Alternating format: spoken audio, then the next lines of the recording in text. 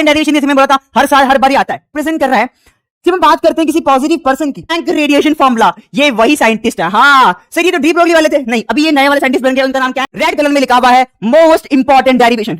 भैया जी डेंसिटी मिलता है, तो एनर्जी डेंसिटी जैसे मुझे मिला, जैसे मैंने लिखा, that is my final answer, that is my Planck radiation formula. अब हम देखने वाले हैं next topic, that is my black body radiation. जैसे कि हमने नेक्स्ट वीडियो में देखा था, नेक्स्ट टॉपिक में हमने देखा था यार कि जो मैक्सवेल डिस्ट्रीब्यूशन लॉ के थ्रू, मैक्सवेल डिस्ट्रीब्यूशन स्टैटिस्टिक्स के थ्रू हमने इलेक्ट्रॉन की जो मॉलिक्यूल्स होते हैं, गैस मॉलिक्यूल्स, उनकी हमने वेलोसिटी निकाली थी, उनकी हमने एनर्जी कैलकुलेट करी थी। इंपॉर्टेंट डेरिवेशन जैसे मैं बोला था हर साल हर बार आता है। अब बात करते हैं ब्लैक बॉडी रेडिएशन। यार ये जो ब्लैक बॉडी रेडिएशन में जो प्लैंक रेडिएशन की जो डेरिवेशन है ना यार, वो इतनी इंपॉर्टेंट है, हर साल हर बार हर पेपर में, मिड टर्म उठा लो, एंड टर्म उठा लो, 22, 23, 24, हर साल ये डेरिवेशन आई है। प्लैंक रेडिएशन फॉर्मूले को ड्राइव करो रैलीजेंस लॉ के, प्लैंक रेडिएशन का यूज करके रैलीजेंस लॉ, वीन्स लॉ को ड्राइव करो। मतलब यहां मैं बोलूं ना कि यूनिट 2 से आने वाला टॉपिक कौन सा है, ब्लैक बॉडी रेडिएशन का प्लैंक रेडिएशन फॉर्मूले को ड्राइव करना। भैया इतना इंपॉर्टेंट है, मैंने बोला हाँ यार इतना ज्यादा इंपॉर्टेंट है ये फॉर्मूला कि मैं क्या बताऊं। तो हम इसको आज इस डेरिवेशन को परफॉर्म करेंगे, वन बाय वन एक एक टॉपिक देखेंगे कि हाँ मुझे फर्स्ट स्टेप क्या करना है, मुझे सेकंड स्टेप कैसे करना है, हर एक पूरी डेरिवेशन को अच्छे से स्क्रैच से पढ़ेंगे। ठीक है, तो स्टार्ट करते हैं। तो ब्लैक बॉडी रेडिएशन में हम पढ़ेंगे। कुछ बच्चे बोल रहे होंगे भैया कोई मीम यूज, आज आप इस वीडियो में मीम ही यूज नहीं किया, भैया मजा नहीं आ रहा, वो वाइब नहीं आ रही, भैया कुछ मीम बताओ ताकि ब्लैक बॉडी रेडिएशन इतना इंपॉर्टेंट टॉपिक हमारे दिल और दिमाग में बैठ जाए।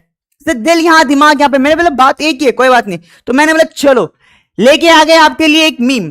भैया ये आइकन क्या रिप्रेजेंट कर रहा है, ये आइकन रिप्रेजेंट कर रहा है, जब हम बात करते हैं किसी पॉजिटिव पर्सन की, यानी एक ऐसा पर्सन जिसके अंदर पॉजिटिविटी भरी होती है, वो क्या करता है, वो जितना माइंड से पॉजिटिव होता है वो उतनी पॉजिटिविटी फैलाता है ना। तब हम बोलते हैं ना यार इस पर्सन से पॉजिटिव वाइब आ रही है, बोलते हैं ना यार इसकी जो वाइब है बहुत पॉजिटिव है ना, बहुत पॉजिटिव वाइब है। सिर्फ इसका मतलब यह है कि कहीं ना कहीं किसी बॉडी खुद से पॉजिटिव होता है, वो जितनी पॉजिटिविटी गेन करता है वो उतनी पॉजिटिविटी क्या देता है, सामने वाले पर्सन को देता है। तो क्या ब्लैक बॉडी रेडिएशन में हम ये पढ़ने वाले हैं? मैंने बोला बिल्कुल यार, अब तो आप समझ गए होंगे मेरे साथ रह करके कि हम क्या पढ़ने वाले हैं। जब मैं बात करता हूं किसी ब्लैक बॉडी के बारे में, तो ब्लैक बॉडी क्या होती है, एक ऐसी बॉडी जो कि कंप्लीटली रेडिएशन को क्या करती है, एब्जॉर्ब करती है। और वो जितने परसेंट से एनर्जी एब्जॉर्ब करेगी, जितनी परसेंट से एनर्जी एब्जॉर्ब करेगी, उतने ही अमाउंट से वो एनर्जी क्या करेगी, एमिट करेगी in the form of radiation. तो ब्लैक बॉडी क्या है, must emit the radiation at the same rate at is absorb.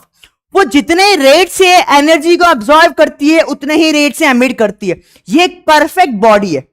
Black body क्या होती है, परफेक्ट बॉडी होती है कि जितनी पॉजिटिविटी इसकी बॉडी के अंदर है, उसने जितनी पॉजिटिविटी गेन करी वो उतनी ही पॉजिटिव सामने वाले को देगा। यानी वो जितनी एनर्जी, जितनी रेडिएशन एब्जॉर्ब करेगा वो उतनी एनर्जी क्या करेगा, एमिट करेगा। तो क्या ये क्लियर हो गया? अच्छा, ब्लैक बॉडी का अब पर्सपेक्टिव समझाया कि ब्लैक बॉडी होती क्या है।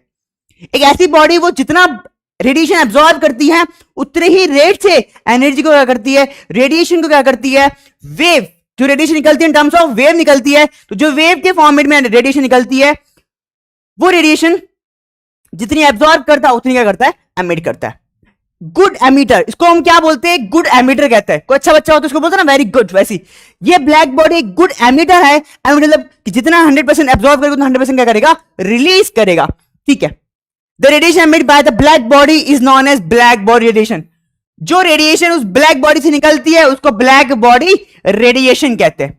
तो क्या इतना समझ आ गया कि ब्लैक बॉडी क्या होती है? भैया इतनी बात तो क्लियर होगी मेरे को कि ब्लैक बॉडी का पर्सपेक्टिव क्या था। भैया ये डायग्राम क्या है, ये जो डायग्राम है ये इंटेंसिटी और वेवलेंथ के बीच का बना हुआ है। ठीक है, यानी इस डायग्राम के अंदर हम ये बोल सकते हैं कि साथ में भैया आपने टेम्परेचर भी दिखाया है, तो कहीं ना कहीं टेम्परेचर और वेवलेंथ का कुछ ना कुछ रिलेशन यहां पे प्रेजेंट है। जब हम इस बॉडी में से जो रेडिएशन निकलती है वो अलग अलग रेडिएशन निकलती है, अलग अलग रेडिएशन की अलग अलग वेवलेंथ होती है। भैया वो बात तो है ही, क्योंकि अलग अलग वेव निकलेगी अलग अलग लाइट निकलेगी तो अलग अलग लाइट की अलग अलग वेवलेंथ होती है, अल्ट्रासोनिक अलग होती है, यूवी रेस की अलग होती है, एक्सरे की अलग वेव होती है। बिल्कुल भैया। तो भैया जब वेव निकलेगी तो ये सारी अलग अलग वेव्स है, एक पर्पल अलग है, ब्लू अलग है, ग्रीन अलग है, येलो अलग है, अलग अलग वेव है। भैया जो अलग अलग वेव है उनका टेम्परेचर अलग अलग क्यों है, ये अलग अलग क्यों है? पहली बात तो ये जब हम आगे पढ़ेंगे वीन्स लॉ, तो वीन्स अंकल ने ये बोला जिसको हम वीन्स डिस्प्लेसमेंट लॉ कहते हैं। तो according to Wien's displacement law, Wien's displacement law, जो मेरी वेवलेंथ होती है, जो मेरी वेवलेंथ होती है वो इनवर्सली प्रोपोर्शनल होती है किसके? टेम्परेचर के। तो हम ये बोल सकते हैं भैया कि क्या वेवलेंथ इनवर्सली प्रोपोर्शनल टेम्परेचर के? मैंने बोला हाँ। तो जिसका टेम्परेचर कम, क्या उसकी वेवलेंथ ज्यादा होगी? मैंने बोला देख लो, पर्टिकुलर वेव की ये जो येलो वाली वेव है, येलो वाली वेव है, ये जो रेड वाली जो है, नॉट येलो, ये जो रेड और येलो वाली जो वेव है उनकी वेवलेंथ ज्यादा है तो टेम्परेचर कितना है? लो है। और जिसका, ये पर्पल वाले की बात करूं तो पर्पल वाले का वेवलेंथ कम है, वेवलेंथ कम है, इसकी वेवलेंथ देखो ज्यादा है, इसकी वेवलेंथ यदि लैम्डा 1 है तो इसकी वेवलेंथ लैम्डा 2 है। तो लैम्डा 2 वेवलेंथ कम है क्योंकि उसका टेम्परेचर ज्यादा है। तो जिस बॉडी का टेम्परेचर ज्यादा होगा उसकी वेवलेंथ कम होगी। इस वेव से मुझे यह पता लगा कि इस पॉइंट पर उसका टेम्परेचर ज्यादा है, उसकी वेवलेंथ कम है। लेकिन यदि सेम इसकी बात करूं तो इस वाले का क्या लाई कर रहा है, इसका टेम्परेचर कम है लेकिन वेवलेंथ क्या है? ज्यादा है। इंटेंसिटी क्या है? इंटेंसिटी क्या है? इंटेंसिटी भी कम है क्योंकि वेव इंटेंसिटी और टेम्परेचर एक दूसरे की क्या होते हैं? डायरेक्ट प्रोपोर्शनल है। ये देखो ना, इंटेंसिटी ज्यादा यानी टेम्परेचर ज्यादा, और टेम्परेचर ज्यादा तो वेवलेंथ क्या होगी? कम होगी। ठीक है भैया, इतना तो समझ आ गया। अब एक टर्म आती है जिसको बोलते हैं एनर्जी डिस्ट्रीब्यूशन कर्व। ये जो हम कर्व बना रहे हैं, जो आपने कर्व देखा है, इसको क्या बोलते हैं? एनर्जी डिस्ट्रीब्यूशन कर्व कहते हैं, है ना। अब एनर्जी डिस्ट्रीब्यूशन कर्व की जब मैंने बात करी थी तो दो साइंटिस्ट आए। पहले दो साइंटिस्ट का नाम था वीन्स और एलिजेंस लॉ। आगे हम डिस्कस करेंगे, बहुत इंपॉर्टेंट टॉपिक है, इसको डिस्कस करेंगे। वीन्स लॉ और एलिजेंस लॉ आया, उनका कोई फॉर्मूला था, उन्होंने फॉर्मूला दिया, लेकिन उनका जो फॉर्मूला था वो एनर्जी डिस्ट्रीब्यूशन कर्व को कंप्लीटली एक्सप्लेन नहीं कर पा रहा था। यानी वो लॉन्गर वेवलेंथ रीजन के लिए और हायर वेवलेंथ रीजन के लिए, दोनों यानी शॉर्टर वेवलेंथ और लॉन्गर वेवलेंथ रीजन दोनों में लाई करना चाहिए, मतलब दोनों को दोनों सेटिस्फाई करना चाहिए। लेकिन जो रेलेजेंस लॉ और वीन्स लॉ थे वो दोनों सेटिस्फाई नहीं कर पा रहे थे, यानी वो कंप्लीट कर्व को रिप्रेजेंट नहीं कर पा रहे थे। कोई शॉर्टर वेवलेंथ को रीजन एक्सप्लेन कर पा रहा था, कोई लॉन्गर वेवलेंथ वाले रीजन को एक्सप्लेन कर पा रहा था, उसका फॉर्मूला वहां पे एप्लीकेबल था। तो भैया फिर ये जो प्रॉब्लम आ रही थी उसको सॉल्व किसने किया? तब मार्केट में कौन आया? Planck radiation formula. ये वही साइंटिस्ट है। हाँ सर, ये तो डी ब्रोगली वाले थे नहीं, अभी ये नए वाले साइंटिस्ट बन गए, उनका नाम क्या है? प्लैंक। ये जो प्लैंक अंकल है ये बहुत चालू थे, बहुत स्मार्ट थे, स्मार्ट वर्क करते थे, क्योंकि उन्होंने क्या पढ़ा था? वन शॉट इंजीनियरिंग चैनल से उन्होंने पढ़ा था। तो उन्होंने समझ लिया कि वीन्स लॉ और एलिजेंस लॉ पूरे एनर्जी कर्व जो होती है हमारी, एनर्जी कर्व को एक्सप्लेन नहीं कर पा रहे थे। आई होप कि डायग्राम होगा मेरे पास, इस डायग्राम को ऊपर लेके आ जाते हैं, कॉपी करके इसको ऊपर लेके आ जाते हैं। ऊपर चलो, ठीक है। अब ये क्या है? ये है हमारा एनर्जी डिस्ट्रीब्यूशन कर्व। तो प्लैंक अंकल को यह पता था, क्योंकि प्लैंक अंकल ने पहली बात तो यह ऑब्जर्व किया कि जो लाइट निकलती है, लाइट जो आती है वो डिसकंटिन्यूअस मैनर में आती है, यानी वो फोटॉन्स के फॉर्मेट में आती है। वो किसके फॉर्मेट में आती है? वो फोटॉन्स के फॉर्मेट में आती है, वो फोटॉन्स के फॉर्मेट में आती है और डिसकंटिन्यूअस आती है। क्या आती है? डिसकंटिन्यूअस आती है।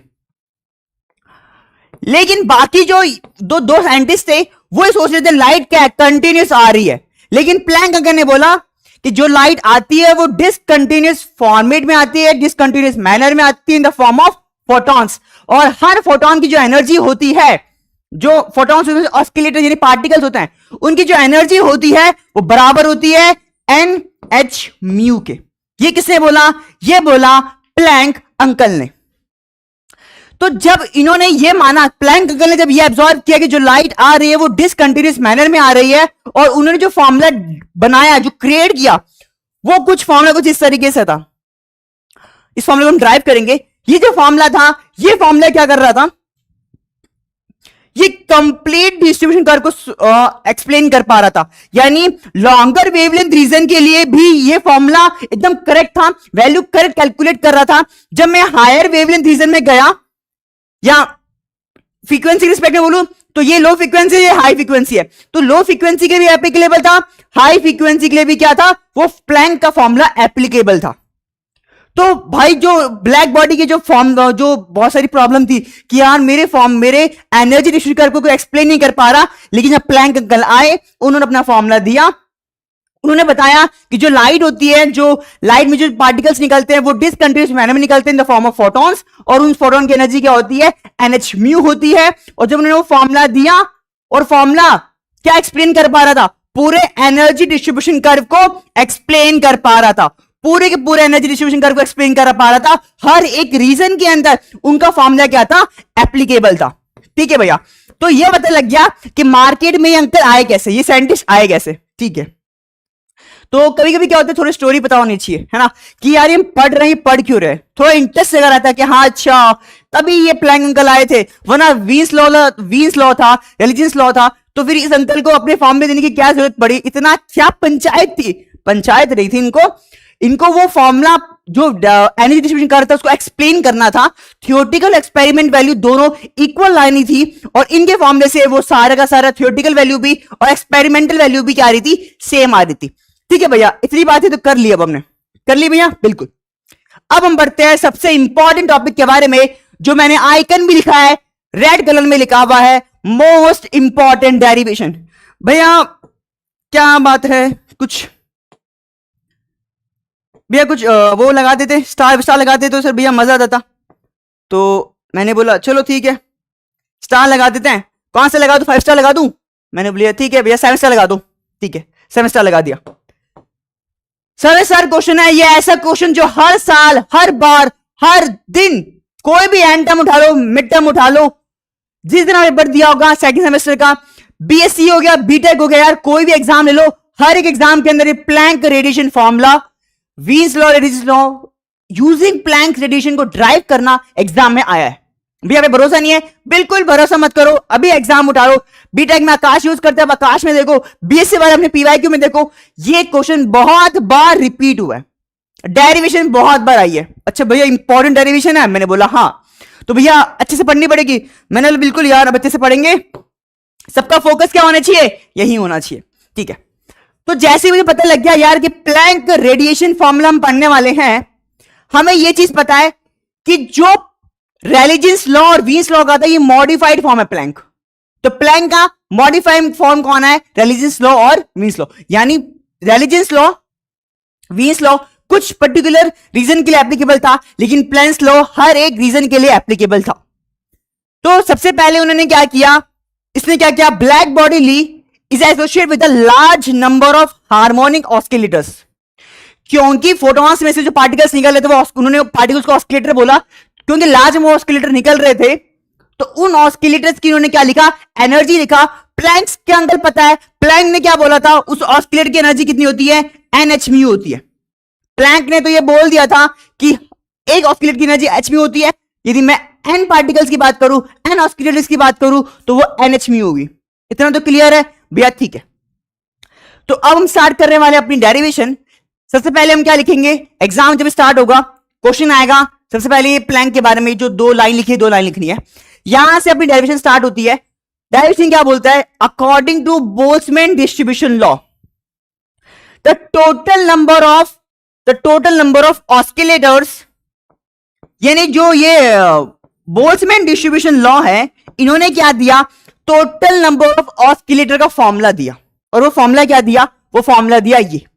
और ये फॉर्मूला क्या है, क्योंकि मुझे ऑस्किलेटर के बारे में बात करनी थी, ऑस्किलेटर के बारे में बात चल रही थी, तो मैं स्टार्टिंग भी कहां से करी, ऑस्किलेटर से स्टार्ट करी।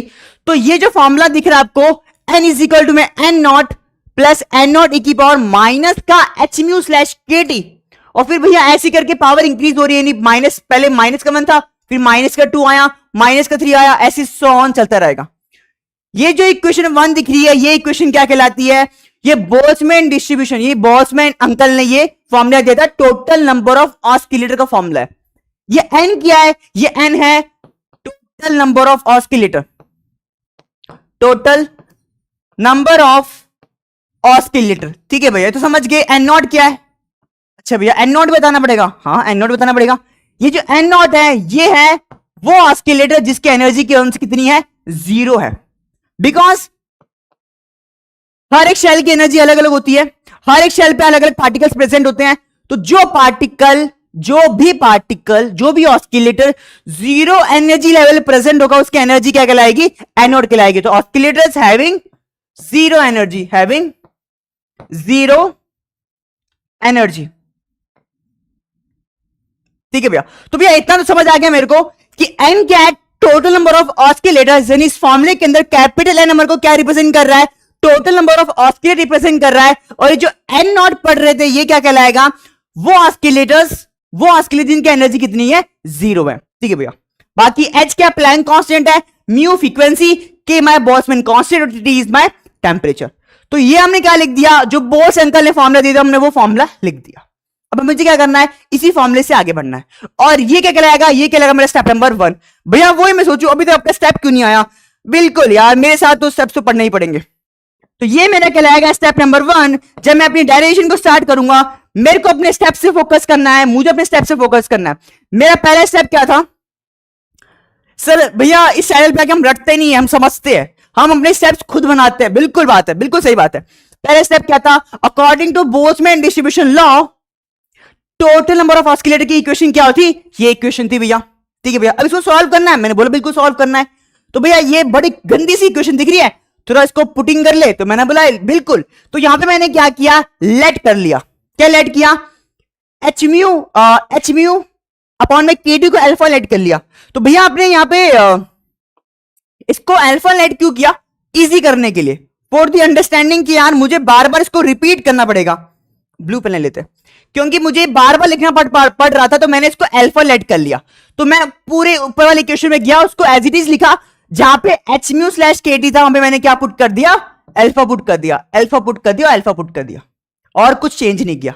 बिकॉज मुझे अब इसी पे ऑपरेशन परफॉर्म करने थे, तो मेरे को बार बार H mu slash K T लिखना पड़ रहा था, तो मैंने उससे क्या पुट कर लिया, अल्फा पुट कर लिया। ठीक है, समझ आ गया इतना। ठीक है भैया, अब इसको सिंप्लीफाई करना है, तो मुझे दिख रहा है यार एन नॉट कॉमन है, तो मैंने क्या किया, पूरे इक्वेशन में से एन नॉट कॉमन ले लिया। तो जैसे ही मैं एन नॉट कॉमन लूंगा, मेरे को देखने को मिल रहा है एन इज इक्वल टू में एन नॉट कॉमन लूंगा तो बचेगा 1 ई की पावर माइनस अल्फा, ई की power minus 2 alpha and so on, ऐसे हमारे चलते रहेगा। ठीक है, बिल्कुल भैया। भैया ये जो अब इसके आगे सिंप्लीफाई करना पड़ेगा, मैंने बोला बिल्कुल सिंप्लीफाई करना है। तो ये इक्वेशन कुछ देखी से लग रही है, ये क्या हो रहा है, ये टर्म्स का सम हो रहा है, 1 ई की पावर माइनस अल्फा, ई की पावर 2 अल्फा, यानी ई की पावर माइनस अल्फा आगे इंक्रीमेंट हो रहा है। यदि मैं इस पूरे सीक्वेंस का सम कहूंगा तो वो सम क्या आएगा, जीपी आएगा। यानी ये क्या बन रही है, जीपी बन रही है। किसी कॉमन टर्म से जब हम मल्टीप्लाई करते हैं तो जीपी में क्या होता है, कॉमन रेशियो से वो मल्टीप्लाई करते हैं, वो जो सीक्वेंस फॉर्म करता है उसको क्या बोलते हैं, जीपी सीरीज कहते हैं। तो यहां पे क्या लग रहा है, जीपी। तो जीपी का जब हम सम निकालेंगे, यानी 1 ई की पावर माइनस अल्फा, ई की माइनस 2 अल्फा, जब इसका सम निकालेंगे तो वो सम किसके बराबर आएगा, 1 माइनस ई की power minus alpha. Sir GP के सम का फॉर्मूला क्या होता है, वो होता है 1 माइनस ई की power N, I hope colour दिख रहा होगा, अपॉन 1 माइनस आर।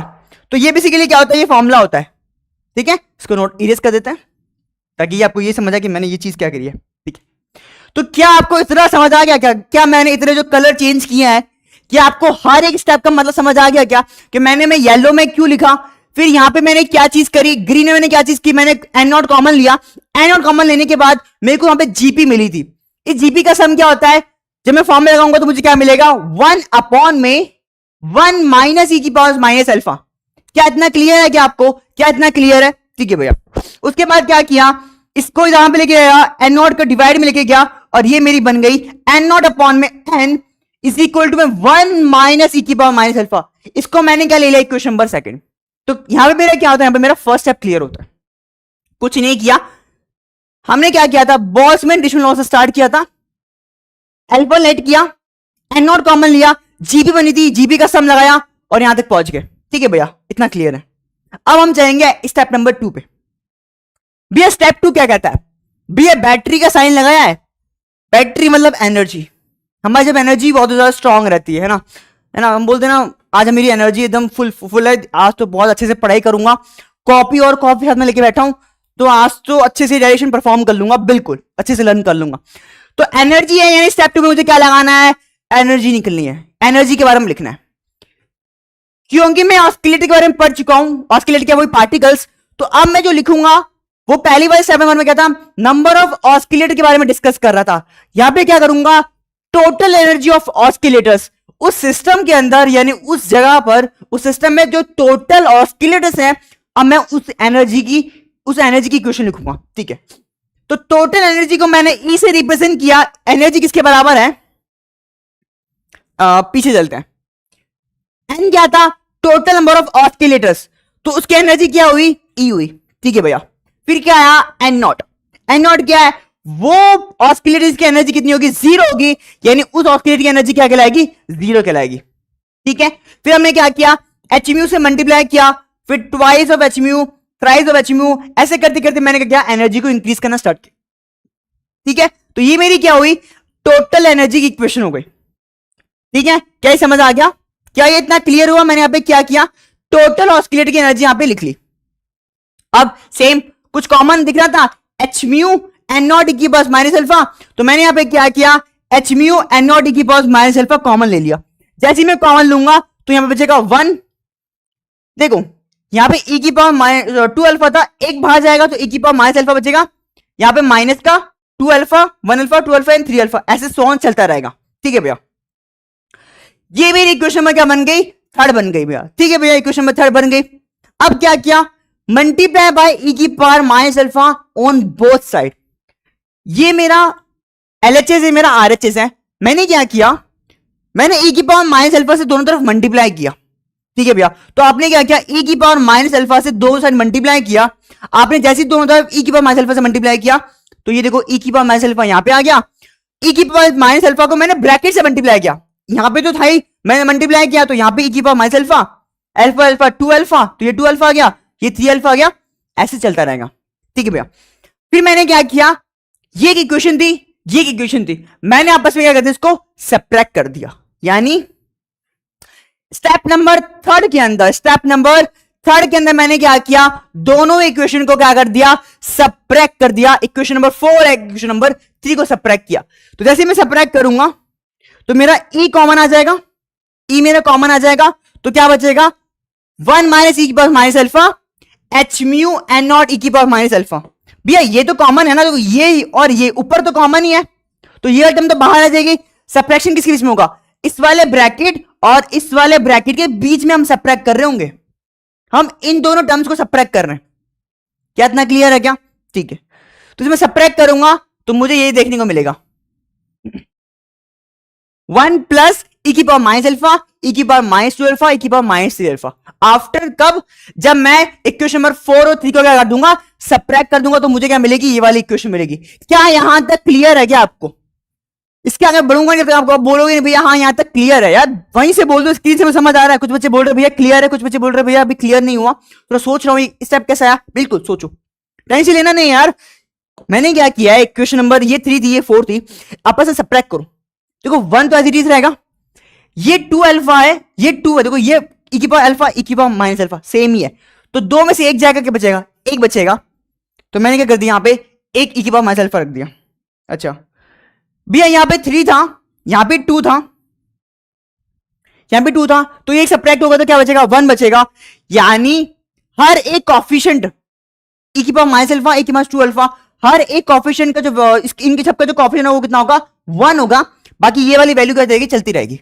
भैया ये फिर से मुझे कुछ दिख रहा है, ये सर भैया फिर से जीबी बन गई। मैंने बोला बिल्कुल, ये फिर से क्या बन गई? जीबी बन गई। और इस जीबी का सम कितना था? इस जीबी का सम कितना था? 1 अपॉन में 1 माइनस ई की पावर माइनस का अल्फा। तो बस मैंने क्या किया? फिर से जीबी बनी, इस जीबी का सम कर दिया। भैया अब समझ आया आपने सब्ट्रैक्ट क्यों किया? क्यों किया मैंने? बिकॉज मुझे यहां पे जीबी बनानी थी, सिंप्लीफिकेशन करना था यार। मैंने सिंप्लीफिकेशन कैसे करूं? मैंने सोचा कैसे करता हूं, तो मैंने बोला यार भाई की पावर माइनस अल्फा से मल्टीप्लाई करता हूं। जैसे मैंने मल्टीप्लाई किया, सब्ट्रैक्ट किया, मेरी जीबी बनी, भैया जीबी बन गई। अब ये वाली वैल्यू जब इसको डिनोमिनेटर में लेके जाऊंगा तो ऑब्वियसली ये दोनों आपस में बराबर है, तो यहां पे क्या आ जाएगा, स्क्वायर आ जाएगा। इस वाली टर्म को डिनोमिनेटर में लेके गया, दोनों टर्म मल्टीप्लाई हुई तो क्या आ जाएगा, स्क्वायर आ जाएगा।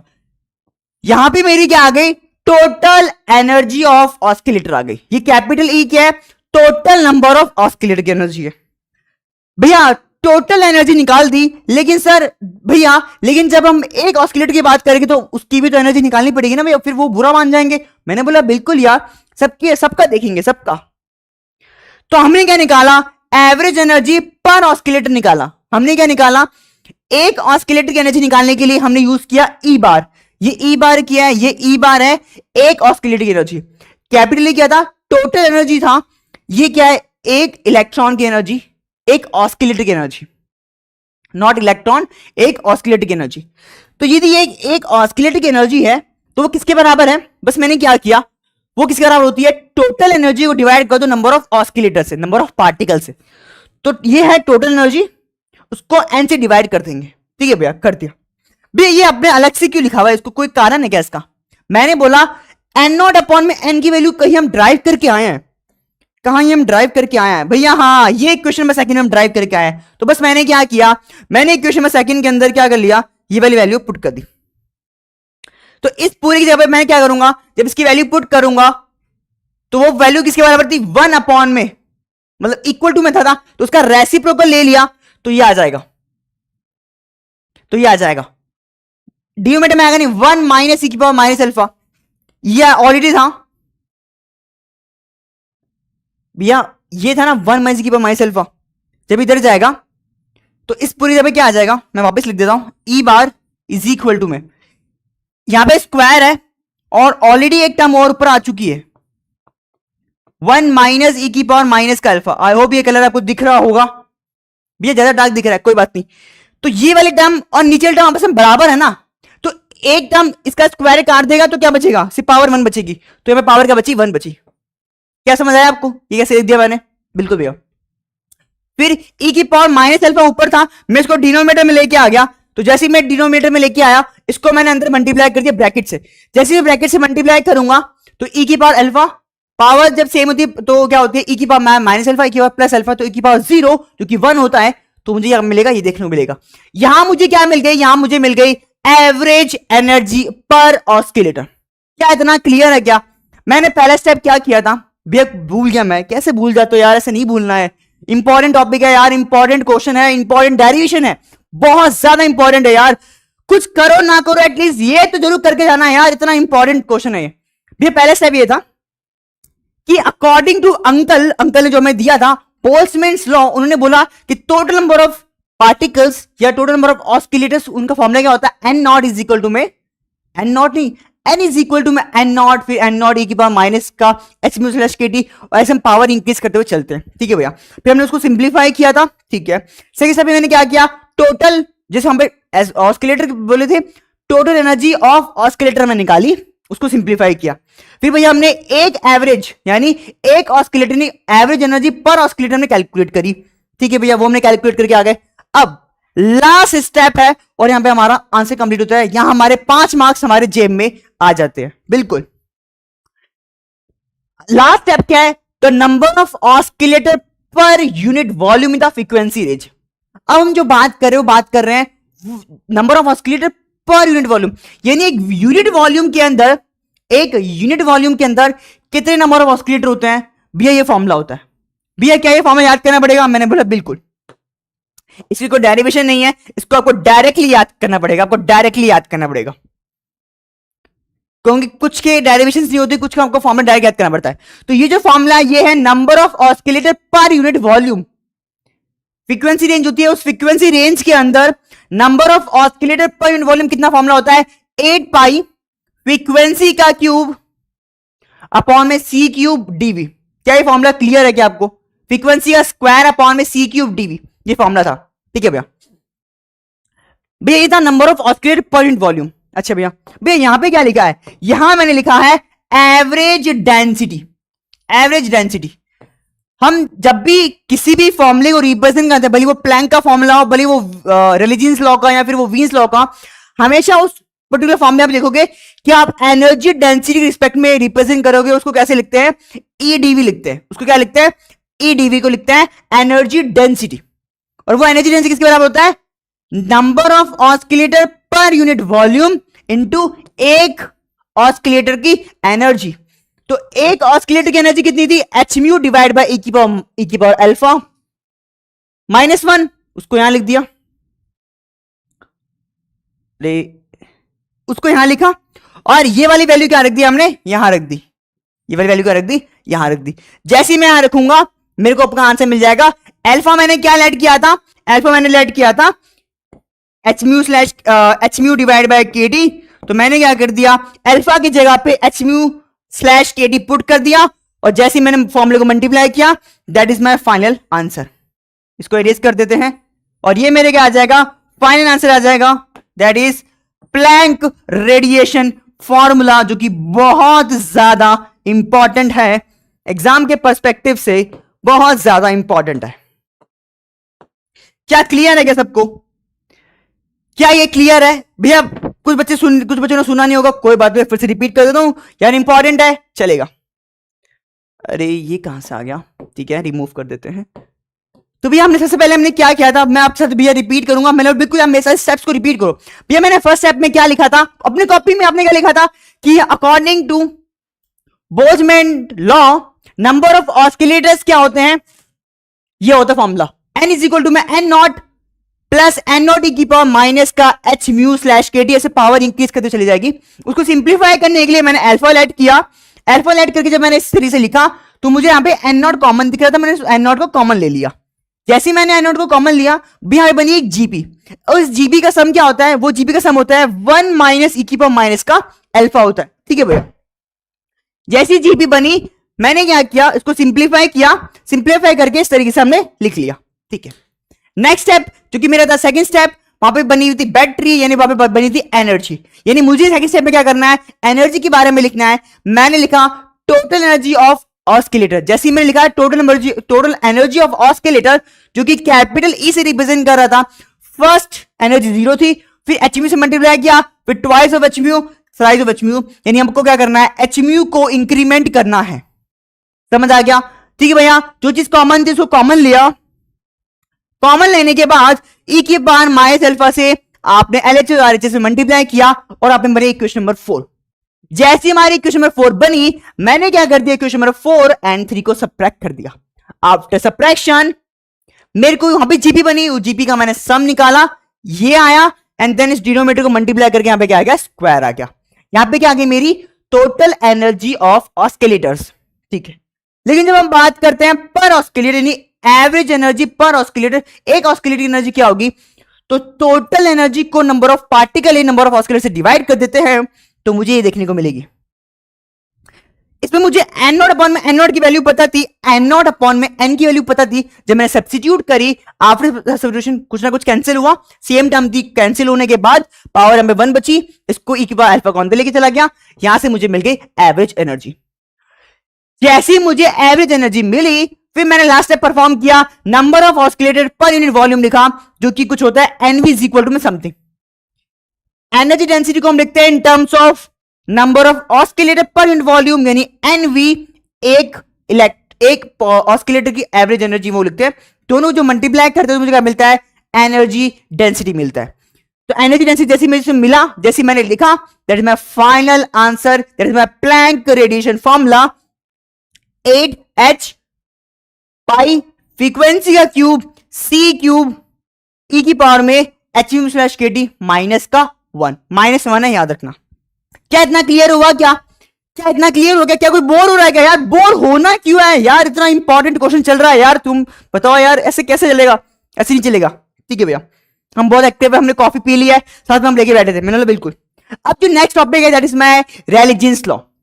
वीन्स लॉ कंप्लीट हो गया, ठीक है भैया, वीन्स लॉ कंप्लीट हो गया। वीन्स लॉ का फॉर्मूला देख लिया होगा भैया, हाँ भैया वीन्स लॉ का फॉर्मूला देख लिया। एक बारी में लर्न तो नहीं होगा, लेकिन हाँ मैं जब 2-3 बार लिखूंगा मेरे को लर्न हो जाएगा, बिल्कुल भैया, भरोसा है मुझे आप पे, ठीक है। अब आते हैं रेले-जीन्स लॉ। तो पहले इनकी स्टोरी पढ़ लेते हैं, साइंटिस्ट की स्टोरी क्या थी, जिसकी मैंने बोला कि रेले-जीन्स लॉ का जो फॉर्मूला होता है, अभी हम फॉर्मूला उसको ड्राइव करेंगे, अभी हम देखेंगे क्या फॉर्मूला होता है इसका। Rayleigh Jeans law the energy emit by the black body per unit volume the frequency range. यहां पे हम क्या लिखेंगे, उसका फॉर्मूला लिखेंगे। फॉर्मूला यही होता है, प्लैंक्स वाला फॉर्मूला होता है। भैया प्लैंक्स वाला फॉर्मूला होता है? मैंने बोला हाँ। भैया लिख के दिखाओ। मैंने बोला ये देखो, ईडीवी इज इक्वल टू में एच 8 से मिलेगा, पाई से मिलेगा H frequency cube C cube, as it is लिख दो। ठीक है भैया, आपने बोला एक फॉर्मूला लर्न कर लो, बाकी सारा एज इट इज हो जाएगा। तो भैया मैंने एक फॉर्मूला यहां पे लर्न कर लिया। ठीक है भैया, आपने लर्न कर दिया।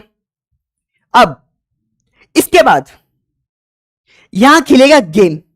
अभी गेम को खिलेगा मैं बाद बताऊंगा, अभी नहीं, बाद में। ठीक है, ये कंप्लीट नहीं किया, ये मैं अभी फॉर्मूला पूरा लिखूंगा। ठीक है भैया, तो पहली बात तो हम समझते हैं कि रैलीजेंस लॉ जब साइंटिस्ट आए थे तो इनका फॉर्मूला क्यों यूज नहीं किया। इनको जो कंप्लीट फॉर्मूला था, अभी हम लिखेंगे, इनका फॉर्मूला एप्लीकेबल था। It was found that the energy distribution only in the longer wavelength region. इनका जो फॉर्मूला एप्लीकेबल था वो सिर्फ लॉन्गर वेवलेंथ रीजन के लिए एप्लीकेबल था। भैया क्या बात कर रहे हो आप, लॉन्गर वेवलेंथ रीजन मतलब कि वेवलेंथ ज्यादा होनी चाहिए? मैंने बोला हाँ। यानी फ्रीक्वेंसी कम होनी चाहिए? मैंने बोला हाँ। इसका मतलब ये यहां पे फ्रीक्वेंसी कम है। और ये जो आपको कर्व दिख रहा है, ये रेड वाला जो आपको कर्व दिख रहा है, ये जो रेड वाला कर्व दिख रहा है, अब तो पिंक दिख रहा होगा, ये जो पिंक वाला कर्व दिख रहा है, ये जो रेड वाला कर्व दिख रहा है, ये है रैलीजेंस लॉ का। यानी रैलीजेंस लॉ का जो कर्व, बिकॉज हो क्या रहा है, ये जो ब्लैक वाला है ना, ये हमारा परफेक्ट कर्व है। ये हमारा क्या, परफेक्ट कर्व। अब देखो बाकी कर्व को देखो कि ये कर्व स्टार्टिंग में उसको टच कर रहा था, लेकिन बाद में क्या हो गया, अलग हो गया। बाद में क्या हो गया, अलग हो गया। और यहां पे जो ब्लू वाला ये है क्या है, वीन्स लॉ का फॉर्मूला, वीन्स लॉ का है। ये पहले टच कर रहा था, फिर बाद में क्या हो गया, टच नहीं कर रहा है, बाद में टच नहीं कर रहा है।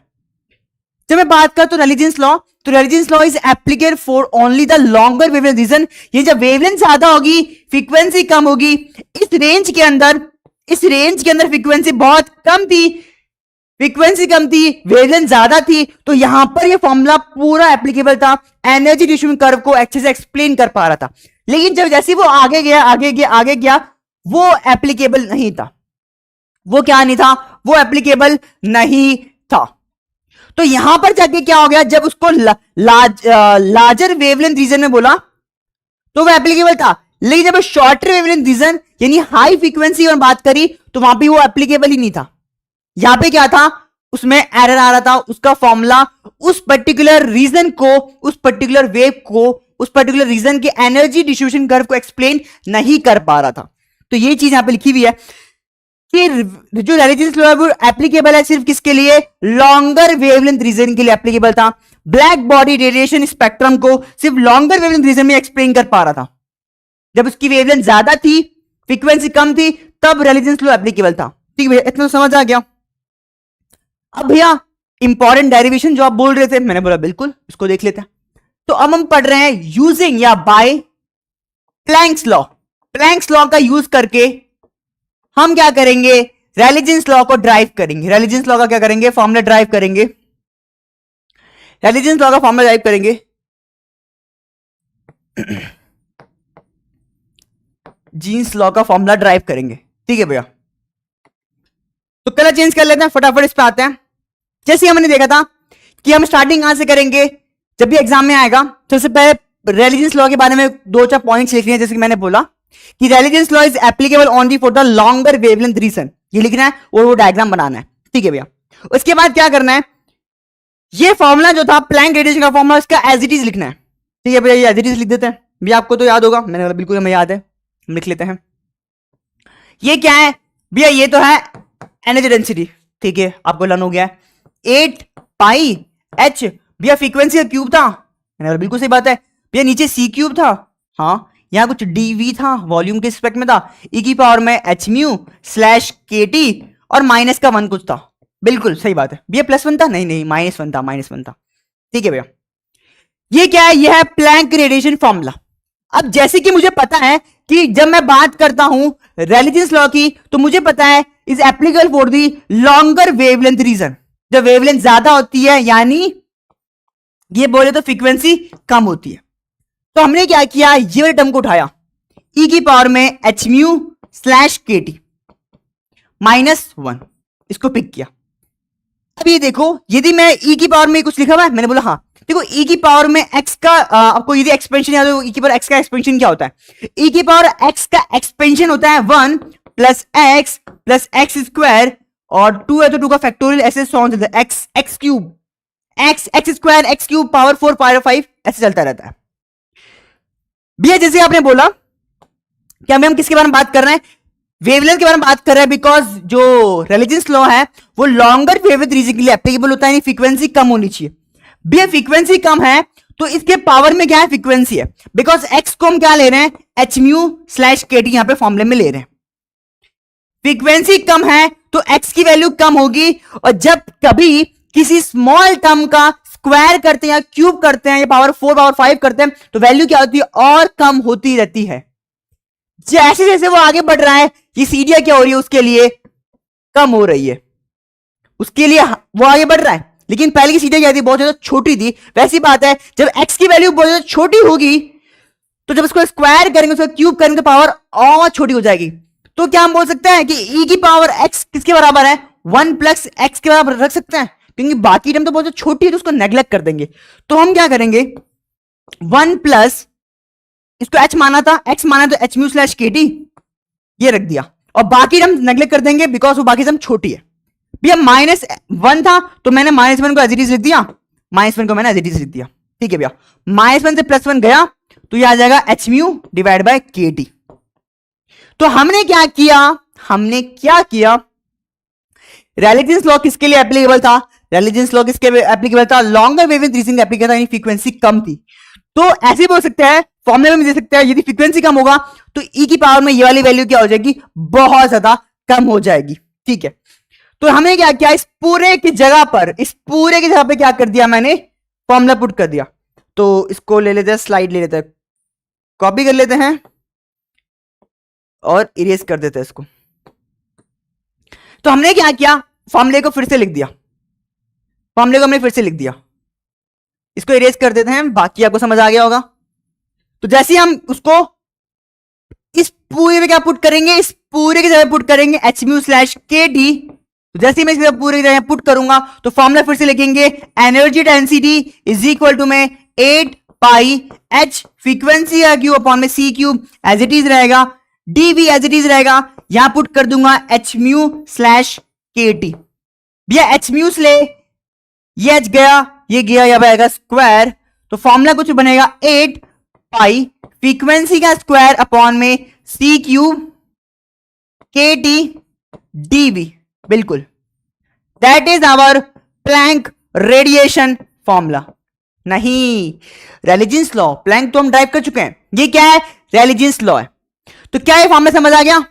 ये मेरा k है, ये मेरा t है, ये मेरा फ्रीक्वेंसी का स्क्वायर है, मेरा c का स्क्वायर है, और ये क्या? dv है। तो अब हम क्या फॉर्मूला लिख सकते हैं वापस? इसको प्रॉपर लिख सकते हैं। हाँ, यहां क्या आएगा? यहां आएगा स्क्वायर, और ये h क्या आ जाएगा? हट जाएगा। तो इस तरीके से हम लिखेंगे 8 पाई c क्यों नीचे था? फ्रीक्वेंसी का square K T DV, that is our Rayleigh Jeans law. ये हमारा क्या है? रेलेजेंस लॉ का फॉर्मूला है। क्या रेलेजेंस लॉ का फॉर्मूला है? क्या इतना क्लियर होता है? ये किसके लिए एप्लीकेबल है? लॉन्गर वेवलेंथ रीजन के लिए एप्लीकेबल है, और जो कि हमने ड्राइव किया। छोटी सी डायरेक्शन है लेकिन बहुत ज्यादा इंपॉर्टेंट है। क्या हमने जो सी कंडीशन थी हमने वहीं से स्टार्ट किया, क्योंकि इसकी कंडीशन है, कंडीशन ये बोलती है किसी भी लॉन्गर वेवलेंथ रीजन के लिए एप्लीकेबल है। हमने यही वो कंडीशन लगा दी। यहां पे फ्रीक्वेंसी कम थी, फॉर्मूले में फ्रीक्वेंसी को कम किया, तो फ्रीक्वेंसी कम होगी तो आगे जब एक्सपेंशन करें पावर बहुत कम आएगी, उसको नेग्लेक्ट कर दिया। तो हमने क्या लिया? 1 प्लस एक्स लिया, यानी 1 plus H mu slash K T लिखा, -1 + 1 काटा, तो क्या बचा? सिर्फ ये बचा। तो हम क्या रखेंगे? e की पावर में H mu slash K T, -1 की जगह पे ये H mu slash K T जैसे मैंने पुट किया, मेरे को मिल गया अपना final answer, that is my 8 pi frequency का स्क्वायर अपॉन में सी क्यूब टी के डी वी। क्या इतना क्लियर है? क्या आपको इतना क्लियर है? क्या ठीक है भैया, क्लियर है। अब आता है वीन्स डिस्प्लेसमेंट लॉ। भैया उसमें भी एक्सपेंशन कुछ ना कुछ एरर था। क्या इसमें भी कुछ एरर है? मैंने बोला बिल्कुल। इसका भी फॉर्म अब लिखेंगे हम, जो कि हमारा एनर्जी डेंसिटी के रिस्पेक्ट में होता है।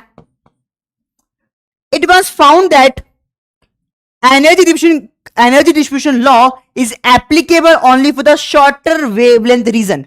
यानी जब वेवलेंथ कम होगी, जिस रीजन में वेवलेंथ कम होगी, जिस रीजन में वेवलेंथ कम होगी, फ्रीक्वेंसी ज्यादा होगा, वहां पर वो एनर्जी डिस्ट्रीब्यूशन कर्व को एक्सप्लेन कर पा रहा था, उसका फॉर्मूला सिर्फ वहां तक के लिए एप्लीकेबल था।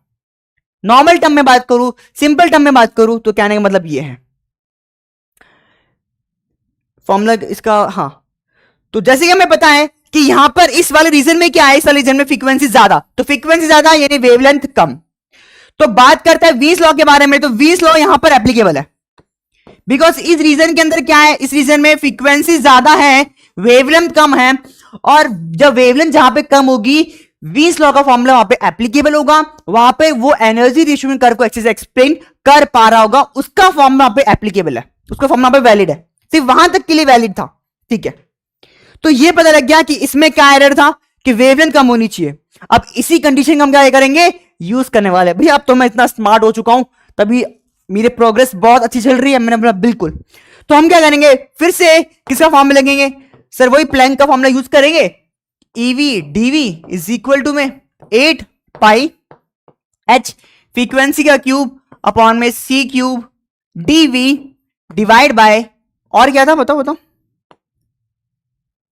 ई की पावर में H mu slash K D minus का 1। ठीक है भैया, ये था प्लैंक्स का फॉर्मूला। ये क्या भैया, प्लैंक्स का।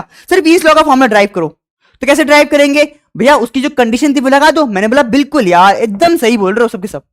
तो मैंने क्या किया, क्योंकि उसने बोला था कि वेवलेंथ कम है यानी फ्रीक्वेंसी ज्यादा होगी। अच्छा, फ्रीक्वेंसी ज्यादा है, ऑब्वियसली बहुत ज्यादा की बात कर रहा है, बहुत ज्यादा की बात कर रहा है। आपने देखा ना, कर्व एकदम नीचे की तरफ था, तो फ्रीक्वेंसी बहुत बड़ी थी। ठीक है, तो यदि मैंने फ्रीक्वेंसी टर्म कहां आ रही है, वापस यहीं पर ही फ्रीक्वेंसी टर्म कहां आ रही है, फ्रीक्वेंसी टर्म यहां पर आ रही है। मैंने इसको फिर से उठाया, भाई तू आ जा, तेरे साथ ही गेम खेलेंगे हम। ठीक है, अब मैंने बोला क्योंकि हमें फ्रीक्वेंसी ज्यादा है, क्योंकि फ्रीक्वेंसी यहां पे ज्यादा है, फ्रीक्वेंसी ज्यादा है, और मुझे पता है जब भी कोई ई की पावर में वैल्यू बहुत ज्यादा होती है, ई की पावर में जब वैल्यू बहुत ज्यादा होती है, तो ये ऑटोमेटिकली इसकी वैल्यू क्या होती है, ग्रेटर देन 1 होती है। क्या होती है, ग्रेटर देन 1 होती है, इसकी वैल्यू ग्रेटर देन 1 है। यानी फ्रीक्वेंसी ज्यादा होने की वजह से, वेवलेंथ कम होने की वजह से इसकी वैल्यू क्या होगी, ग्रेटर देन 1 होगी। क्या इतना क्लियर है क्या आपको? क्योंकि वीन्स लॉ एप्लीकेबल ही किसके लिए है, लो फ्रीक्वेंसी के लिए एप्लीकेबल है या हाई फ्रीक्वेंसी के लिए? नहीं भैया, हाई फ्रीक्वेंसी के लिए, क्योंकि ये हाई फ्रीक्वेंसी और लो वेवलेंथ के लिए एप्लीकेबल था, तो फ्रीक्वेंसी ज्यादा होगी तो ई की पावर में जो भी टर्म होगी वो बहुत बड़ी होगी, यानी पूरी की पूरी वैल्यू क्या होगी, बहुत बड़ी हो जाएगी, ग्रेटर देन 1 हो जाएगी। अच्छा, जब कोई भी वैल्यू ग्रेटर देन 1 होती है ना, कोई वैल्यू ग्रेटर देन 1 होती है, तो उस वैल्यू के अंदर -1 करो +1 करो, फर्क नहीं पड़ने वाला, कोई फर्क नहीं पड़ने वाला। अरे 4 क्यों बन गया, फर्क पड़ेगा नहीं, 4 नहीं मतलब फर्क नहीं पड़ने वाला। तो इसकी वैल्यू को ऐड करो सब्ट्रैक्ट करो, फर्क नहीं पड़ने वाला। तो हम ये बोल सकते हैं कि जो मेरा फाइनल आंसर बनेगा वो बनेगा energy density is equal to में, भैया बाकी टर्म सेम रहने वाली है, हाँ, एच फ्रीक्वेंसी का क्यूब डी वॉल्यूम अपॉन में सी क्यूब। क्योंकि ये वाली वैल्यू बहुत ज्यादा बड़ी है, तो -1 या +1 को नेग्लेक्ट कर देते, तो उसको नेग्लेक्ट करने के बाद क्या बचेगा, H mu slash K T, that is our Wien's distribution law या वीन्स डिस्प्लेसमेंट लॉ। क्या इतना क्लियर होता है क्या? हाँ भैया, तो फॉर्मूला क्या था, 8 पाई फ्रीक्वेंसी का क्यूब एच डीवी अपॉन में सी क्यूब ई की पावर में H mu slash K D. तो बस प्लैंक में +1 था, इसमें -1 था, इसमें -1 नहीं आएगा। तो फॉर्मूला कभी याद ना हो तो इस तरीके से याद रख लेना। तो यहाँ पे हमारा क्या समझ आता है, वीन्स लॉ क्या था, Wien's law is applicable for the shorter wavelength region, relativity law is applicable for the longer wavelength region. क्या इतना क्लियर है? और उसके थ्रू, प्लैंक के थ्रू वीन्स लॉ कैसे हमने ड्राइव किया, प्लैंक के थ्रू हमने रेलेटिविटी लॉ को कैसे ड्राइव किया, क्या समझ आ गया? क्या वो 5 मार्क्स का क्वेश्चन आपको समझ आया क्या? भैया कुछ बच्चे बोल रहे हैं भैया 5 मार्क्स करा के चले गए आप। अरे यार, इतनी बार तो रिपीट कर चुका था, कितनी बार रिपीट किया, वो 5 मार्क्स का क्वेश्चन कितना ज्यादा इंपॉर्टेंट है यार, ये इंपॉर्टेंट है। आप एग्जाम एक बार आकाश खोल के देखो, कुछ बच्चे भरोसा कर लिया भैया मैं तो चेक करके आ गया, आप तो सही बोल रहे थे। मैंने बोला यार मैं बिल्कुल सही बोल रहा हूं यार, इतना इंपॉर्टेंट था। तो अब ये समझ लिया कि वीन्स लॉ और हेल्जेंस लॉ को कैसे ड्राइव करना है और प्लैंक रेडिएशन फॉर्मूले को कैसे ड्राइव करना है। ठीक है भैया, तो भैया हम नेक्स्ट टॉपिक पढ़ने वाले हैं। मैंने बोला हाँ, अब हम नेक्स्ट टॉपिक पढ़ने वाले हैं और फर्मी एनर्जी हमारा नेक्स्ट टॉपिक होने वाला है। ठीक है भैया, तो क्या भैया ये भी इंपॉर्टेंट है? तो मैंने बोला देखो यूनिट 2 में 3 चीज इंपॉर्टेंट है, 3 डेरिवेशन। भैया 3 डेरिवेशन है? मैंने बोला हाँ 3 डेरिवेशन है, तीनों इतनी बार आई है यार 24। मैं आपको ईयर बता देता हूं भैया, आप शक हो रहा है भैया, कोई बात नहीं, आपको ईयर बता देता हूं। 24 के अंदर मिड टर्म के अंदर एक तो प्लैंक की डेरिवेशन आई थी। ठीक है भैया, आप पे भरोसा किया, आप प्लैंक की डेरिवेशन चेक कर ली। जो मैंने करवाया था मैक्सवेल डिस्ट्रीब्यूशन लॉ के थ्रू आइडियल गैस की एनर्जी कैलकुलेट करना, वेलोसिटी को कैलकुलेट करना, ये आई थी। ठीक है भैया, और तीसरी कि फर्मी एनर्जी को कैलकुलेट करो, फर्मी एनर्जी को कैलकुलेट करो, उसकी डेरिवेशन कैलकुलेट करो, वो आई थी। तीनों की तीनों डेरिवेशन एग्जाम में आई थी मिड टर्म। सोचो मिड टर्म में आई थी, सोचो एंड टर्म के तो इतनी ज्यादा इंपॉर्टेंट है यार। तो भैया मैं समझ चुका हूं कि ये बहुत ज्यादा इंपॉर्टेंट है। मैंने बोला बिल्कुल यार। तो भैया स्टार्ट करें फिर इंपॉर्टेंट डेरिवेशन को। मैंने बोला बिल्कुल यार, ऐसी चीजें बिल्कुल मिस नहीं करते हैं।